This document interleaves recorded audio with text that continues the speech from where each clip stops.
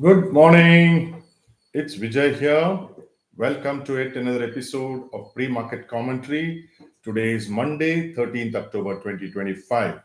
What a weekend it must have been for bulls and bears. The bears must have been exulting after Friday's close in the US markets, all because of Trump, who tried to bully uh, China. Now, today he seems to have been China bullied back, and therefore now Trump the bully has been bullied. Typically, America has always been a bully nation, and they bully other countries, especially weaker countries, uh, throughout their history. Not only today, but sometimes we once when somebody stands up to the bully, then they will retreat. Even in 1971, they tried to bully India during the Indo-Pak War, or rather leading up to the Indo-Pak War. The then Prime Minister, Mrs. Indira Gandhi, the late Mrs. Indira Gandhi, stood up to Americans' bully tactics, and we came through safely. So subsequently, they did it in 1998 when they did for our nuclear test, and they tried to bully us by blacklisting us, but India was on its growth path. So we have been bullied in the past. Now is the turn of countries like Russia and China, and they are all standing up. And then Trump, being a representative of the nation, the bullying nation, has now quickly sneaked back into, trying to hide face. So Friday there was huge chaos. It's somewhat similar to this, the Indo-Pak war time when everybody was very sure that Monday morning will be a gap down, huge gap down. But there was some peace deal, and then the markets took off. However, there is a difference here. The difference being on Friday, Indian markets closed good. The gift nifty was showing some pathetic numbers, but that has been reversed. Yet, after all this, tracking back by Trump, the Asian markets, for instance, are all down. Japan is closed for the day. For instance, Hang Seng is down by 2.5%, Kospi by 1%, Singapore by 1%. India also, the gift nifty is talking for 88 points down.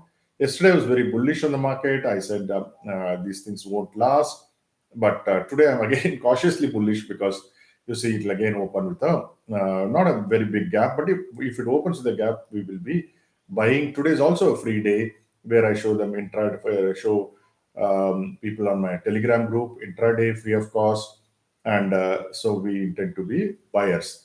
Typically, we'll be buying metals and autos and pharma and some other companies like banks. These are purely intraday trades. These are not necessarily that we have a view on any of the sectors, but we have a very strong view on the metals. As we speak, gold and silver continue to do well. Gold has gone up to about 4,050 plus on the spot market. Silver is attacking 51. So there's a long way to go for both of them. I keep repeating, it may be boring for people who listen to me, but the trade of the not decade, I would say trade of the year, and maybe next year will be precious metals, and joining them will be base metals led by copper.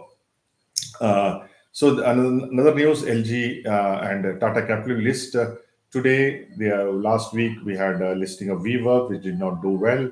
So I feel LG and Tata Capital will, find lower numbers, lower levels after a few days or maybe a few hours of it being opening higher than the IPO price.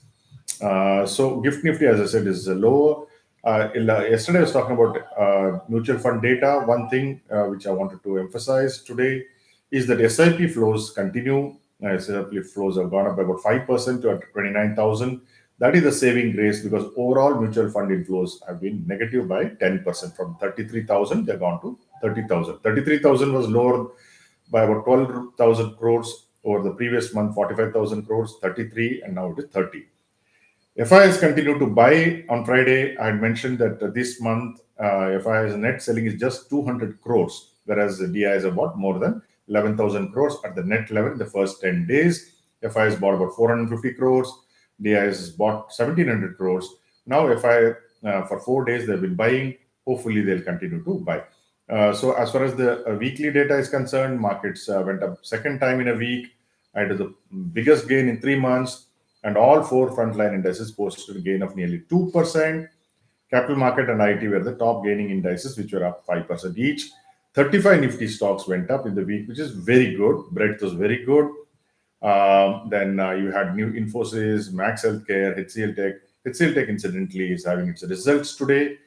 I don't know whether it gets sold because last week it went up. So that is as far as the market last week. Even on Friday, as I said, markets did go up. So most sectoral indices ended in green, excepting metals. Metals had run up too fast, so metals had come down today or tomorrow. I think metals may are likely to go up. We hold significant stake both in precious metals as well as in base metals.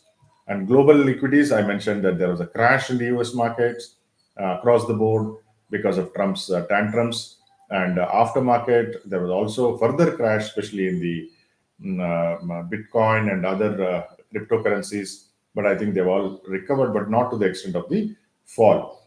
So even the US futures are up, but they're not as much as they fell down on Friday. There will be some jitters, but I think sooner or later they will make new highs. This is what my thinking is, especially on S&P 500. I'm expecting it to cross 7,000. I won't be surprised if it goes up to 7,500.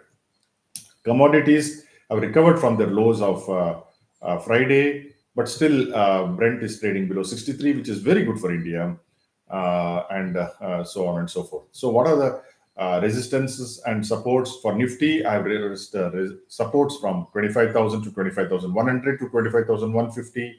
Resistance comes around 25,450. Nifty Bank, I would say the supports have gone up to 56,200, 56,300, and resistance at 56,900. So Lupin over the weekend reported some reasonably good news. They had just got one observation of their Somerset facility, so that should be in focus today. Avenue Supermarkets came with poor results relatively. They have a PE of 60. I think slowly and steadily, Avenue Supermarkets and FMCG stocks, which are having high PE, should start being put under pressure. On Friday, people must have missed this day information about Vedanta. Viceroy had written a report accusing Vedanta of many, shady things, and Vedanta group companies had all fallen down, and the Supreme Court has not given any relief to Viceroy, which is just like Hindenburg. It's like a research company. So that has been thrown out. The PIL has been thrown out. So Vedanta did badly actually on Friday because all the metal stocks came down, but today it may be up. And today is one other very important Supreme Court hearing, which is on Vodafone. Incidentally, we have bought Vodafone primarily looking at this hearing. It's, as I said, hit out or get out, or a hero or zero trade. So we have to see whether Supreme Court, what it will do. But based on what the hearings have been, we have been following it for quite some time, and we feel that it will be favorable. At best, at the worst, it may just get postponed to another day, another date. So there may be selling at that point of time. But otherwise, I think government will come up with this proposal, because recently, when the British Prime Minister and its delegation came, there were talks informally, apparently, and some relief is going to come, is what they were told, and I think that's likely to happen because it's in the government's interest. Government is holding a significant stake in Idea, but the results are bad. It's struggling, all that. So that's why it is below par. It's around 9 and odd. So whatever it is, let's watch it during the day. Today will be an interesting day. So whatever you do, I hope it is successful. Thank you for joining me.